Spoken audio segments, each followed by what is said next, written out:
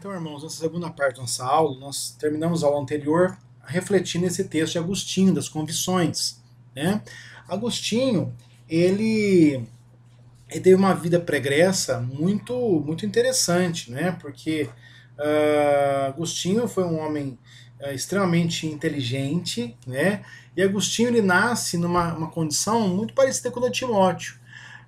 Agostinho era filho de uma mãe profundamente cristã, que era Mônica, mas filho de um pai pagão. Então, Agostinho ele cresce nessa educação mista, e diferente de Timóteo, o paganismo do pai falou mais alto para ele boa parte da sua vida, né? E a sua mãe perseverava orando pela vida dele, obviamente.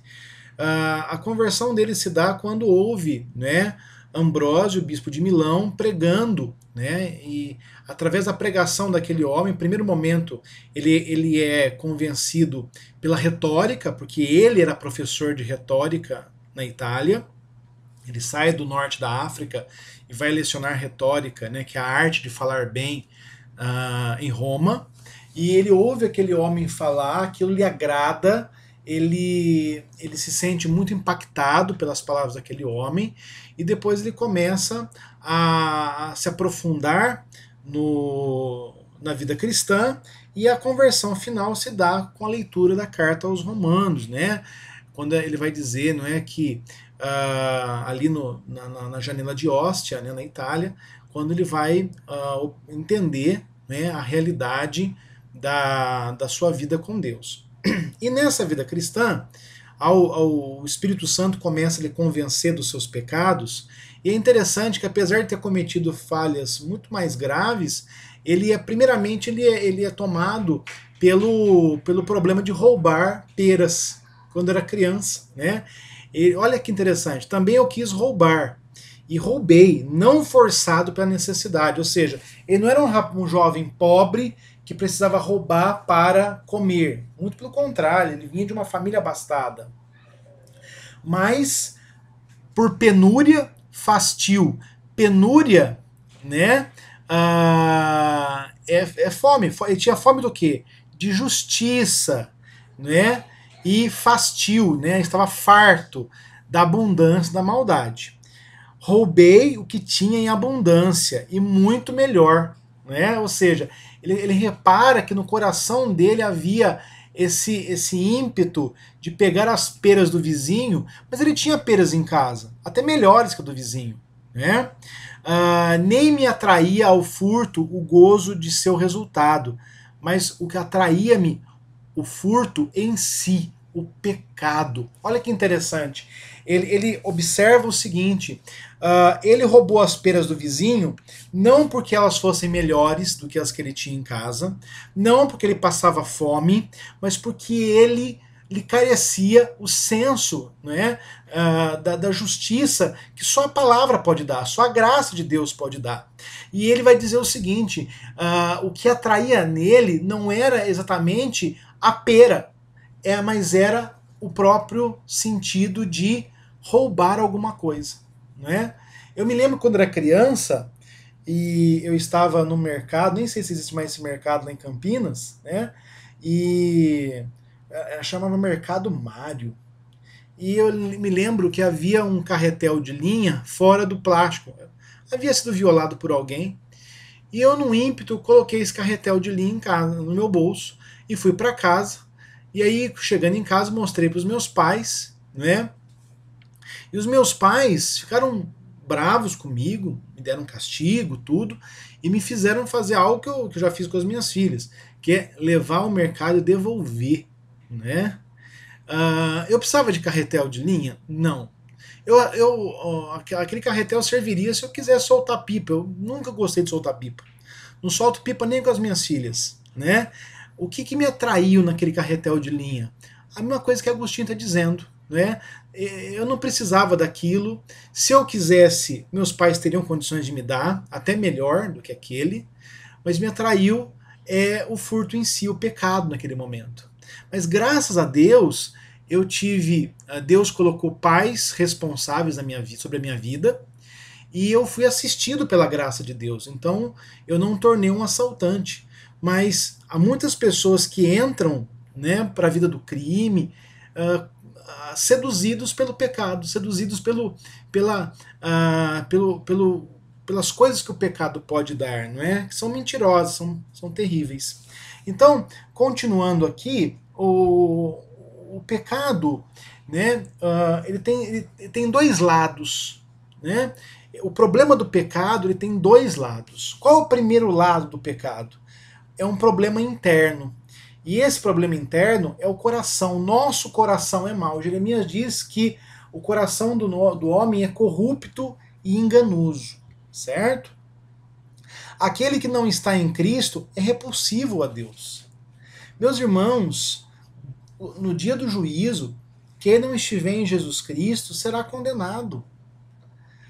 Nós não podemos cair na mentira do universalismo. Não, na hora H, Deus vai salvar todo. Não, meus irmãos. A Bíblia é muito clara quanto a isso. Entenda uma coisa: se o Senhor não poupou o seu único filho para exercer sua justiça, por que ele poupará o ímpio? Certo? Que ele fez para o dia da calamidade, segundo Provérbios 16:4. Então ele não poupará, certo? O assassino em série, que sinceramente decide nunca mais matar, precisa pagar por seus crimes. Não é? Foi assim, imagine um assassino em série, fala assim, olha gente, eu tô arrependido, nunca mais vou matar ninguém. Mas mesmo assim ele precisa pagar pelos seus crimes. O homem possui um coração mau e um histórico mau. Né? Aqui eu chamo um livro que eu li na minha juventude, que é o retrato de Dorian Gray, do Oscar Wilde. E aqui ele conta a história de um jovem, né? Ele tem um quadro pintado, um pintor, ele pinta o quadro dele, e aquele quadro ele fica tão perfeito que o Dorian ele faz um pacto com o diabo, pedindo para que o quadro envelhecesse e ele não.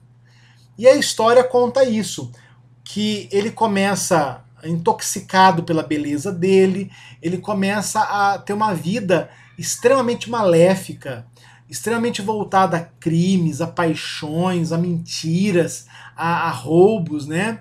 E o quadro apresentava as marcas que ele deveria apresentar. Então é um momento que ele esconde esse quadro e ele tenta ter uma vida correta, íntegra, para que ele possa tentar regenerar o quadro. Olha só, não me deixe falar mais a respeito e não tente me convencer de minha primeira boa ação em anos. O primeiro bocado de autossacrifício que já vivi é realmente um tipo de pecado. Quero ser melhor, serei melhor. Diga-me algo sobre si mesmo. O que está acontecendo na cidade? Não tenho ido ao clube há dias, né? Então ele se reclusa para praticar as boas obras, mas qual o problema do Dorian, né? O Dorian vai perceber que as boas obras não são capazes de salvar ninguém. Quando, depois de um período vivendo uma vida reclusa, quando ele volta à sua casa, à sua propriedade, e vai lá observar o quadro estava ainda pior, né?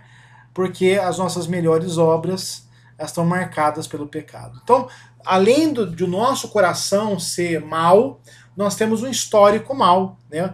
Ou seja, nós temos atitudes más, né? Que revelam o pecado do nosso coração. Todo pecador é um fugitivo da justiça, a despeito da condição presente de seu coração. Ele possui uma culpa objetiva. É por causa desse senso de equidade, né, de justiça, que Deus colocou nas profundezas do coração humano, que imediatamente nos sentimos moralmente ultrajados, quando se permite que o perpetrador de um crime saia sem punição. Você assiste um filme, e como você se sente quando o bandido ele consegue fugir? Você não fala assim, isso é uma marmelada, não gostei do filme. Por quê? Porque Deus colocou no seu coração, né, a lei dele. E você entende que o culpado deve ser punido. Por quê, irmãos? Quais são as razões para se punir o mal, o pecado?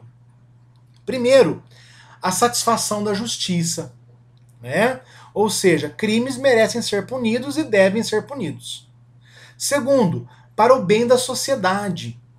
Para o bem da sociedade. Imagina uma sociedade onde ninguém é punido do que faz de mal, né? Para a prevenção dos crimes futuros, né? Para o bem do ofensor, ou seja, para que haja uma mudança de vida. Então, imagine alguém que cometeu um crime. O crime dele tem que ser punido, primeiro, porque é assim que as coisas são. Segundo, porque é assim que a sociedade evita que novos crimes aconteçam. E por último, para que essa pessoa, a partir da sua punição, ela possa mudar de vida. É a mesma coisa com o nosso pecado, irmãos. Por que o pecado? Porque aquele que não estiver em Cristo será punido. Porque essa é a justiça, é assim que as coisas são feitas. Né? É assim que o Senhor exercerá o seu testemunho, a sua pureza de Cristo no mundo, e é assim que o próprio pecador, né, ele poderá, a partir da disciplina, repensar a sua maneira de viver. É o que Paulo faz com aquele jovem de Corinto, que se deitava com a madrasta, entrega-o a Satanás para que a alma dele não se perca, certo? Então, para a gente revisar o que a gente viu hoje, certo? Há 2 milagres no coração e no cerne do Evangelho. Quais são eles? Justificação e regeneração. Nós vimos que a maneira de nós entendermos esses 2 milagres é entendendo o conceito de pecado. E o que é o pecado? O pecado é o problema final e o único problema da humanidade, certo? O pecado, ele pode ser, ele é universal, pode ser não, ele é universal, ele é ubíquo, está em todos os lugares, está em todas as pessoas, ele é irracional, ele é enganoso, ele é endurecedor, ele é escravizador, ele é degradante, ele é pervertido. Esse pecado, ele está tanto dentro de nós, no nosso coração, quanto fora de nós. Desculpe, aí eu não troquei o interior desse balão de fala.